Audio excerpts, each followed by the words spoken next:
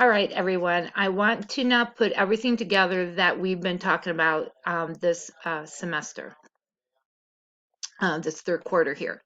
So we talked about how to do a critique, and we talked about what is art for, and I also posted some word boards. So let me go over how we're going to put this all together now. So I'm calling this lesson "Putting the Pieces Together." Okay. As you see on this, I have what is art for, word board, and critiques. I put a review sheet in the slides, and here are all the words that you were supposed to define. So well, we'll talk about that in a minute. And then down here we have the critiques, step 1 where you describe it, step 2 where you analyze it, step 3 where you do your interpretation of it, and step 4 where you do your evaluation. Okay. And then the other week it was what is art for? And there was 5 reasons that we think of what art is for. And they're not like number 1 to number 5. These are all equally as important. But one of them is art keeps us hopeful, art makes us less lonely, art can rebalance us, and art helps us to appreciate stuff, and art is for propaganda. All right. So if you did all the assignments, you know what all this stuff is about and what it all means. So now is the time where we're putting it all together. So what on this next slide, what you're going to do is you're going to click on the Google Arts and Culture website. So you just click on this, hopefully. There you go. And it will take you to the Google, the website I need you to go to. It's going to open up in the part that says artist. Now, I don't care which artist that you choose. That's totally up to you. Excuse me, I've got to move my screen a little bit. So sorry about that. All right. So I don't care what artist you use. I'm going to open it up. Oh, sorry. I don't care what artist you use. So to scroll down and find an artist that you might be interested. Now there's a lot of artists on this web page, so you pick the one that you think you might want to use. I know this is kind of out of your screen a little bit, but I'm going to go with Paul Cézanne. I'm going to use him as my artist. So once he comes up, or whoever you pick, pick whoever you want. Once that artist comes up, scroll down till you find a thing of their artwork. All right. So here's all the artwork is done by Paul Cézanne. So you can look through it and figure out what you want.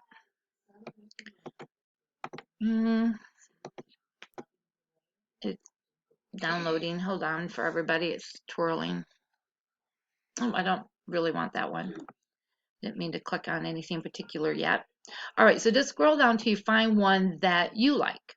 Remember, art is so much about individual taste that you have to find one that you like.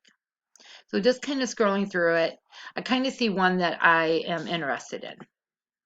All right, yep, I need to go back because, yep, I found one that I like. Okay, once you find the one that you like, click on it. That's the one I'm going to pick. For me, that's the one I'm going to pick for me. So when we do the critique, the number one thing that we all had to do was to describe it. And when I said describe it, it was about the name of the painting, the artist, and anything else you can find on it. Well, I'm afraid it's out of my viewing screen, and I can't move my screen right now. Oh, yes, I can. There it is. Sorry about that. Okay, so here is some of the detail. Is interior of the artist's name and approximately when it was painted. All right, so those would be the stuff you needed to add for step 1 of critique. So as we're talking about with analyze, what do you see in it? What is it? Well, don't infer anything. Just tell what you see. You see a lot of greens. You see some white in it. You see this brown lines in it. And yeah, do we know they're tree? Yeah, but do we see these brown lines in it?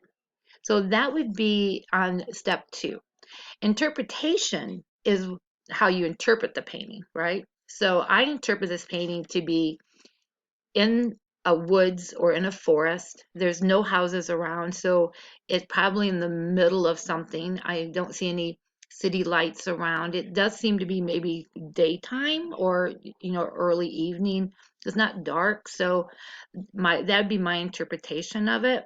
So what about the evaluation? Remember the evaluation was, does the title, and I mean, does it, the way he described it, the title and how he painted it, does that all work together? Well, remember the title was Interior of a Forest.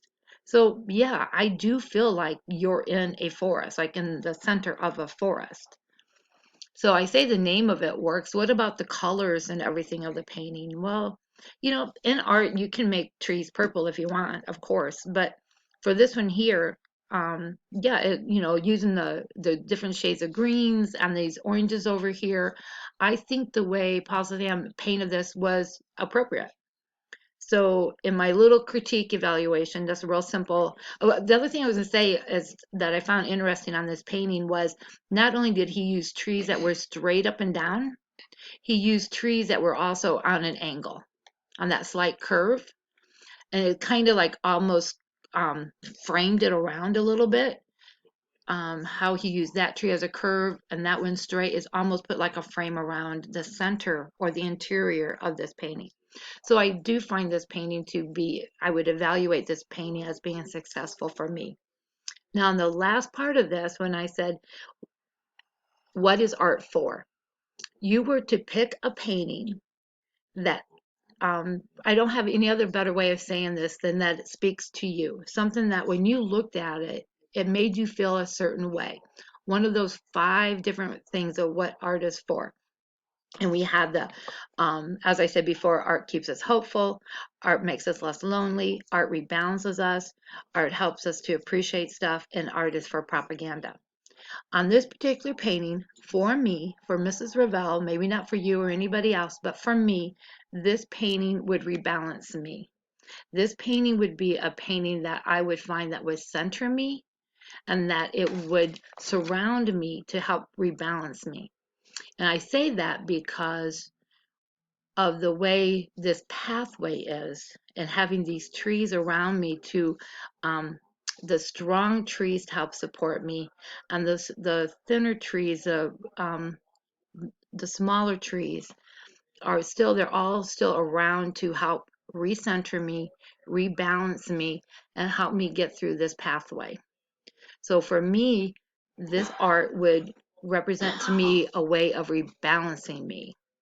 All right. So when I go to write about that, this is where you can go up to your word board and you're going to use some of those words in your word board when you do your critique, when you write your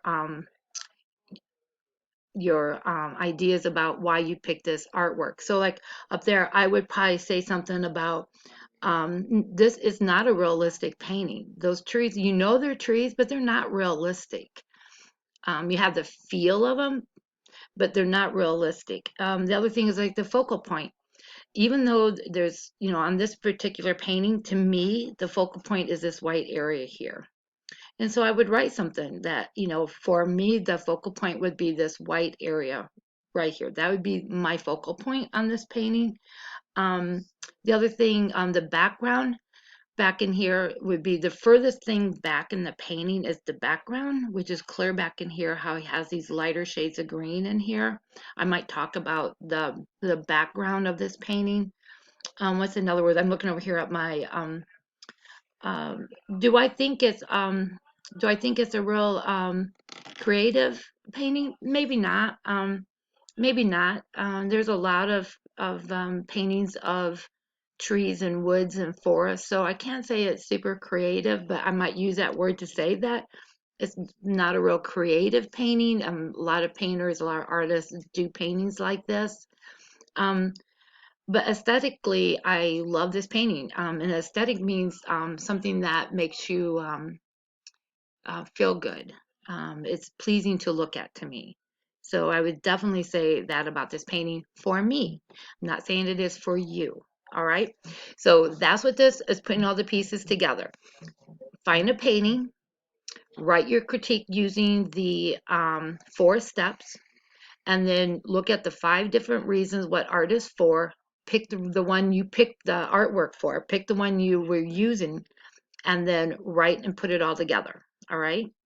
So if you have any questions, you know how to get a hold of me. All my contact information is under resource there in the Google Classroom. So Google Meets on from 9 to 3. If you need something after that, email me and I'll set up a different Google Meet time for you. So good luck with this, and can't wait to see what paintings you picked. Thanks. Bye.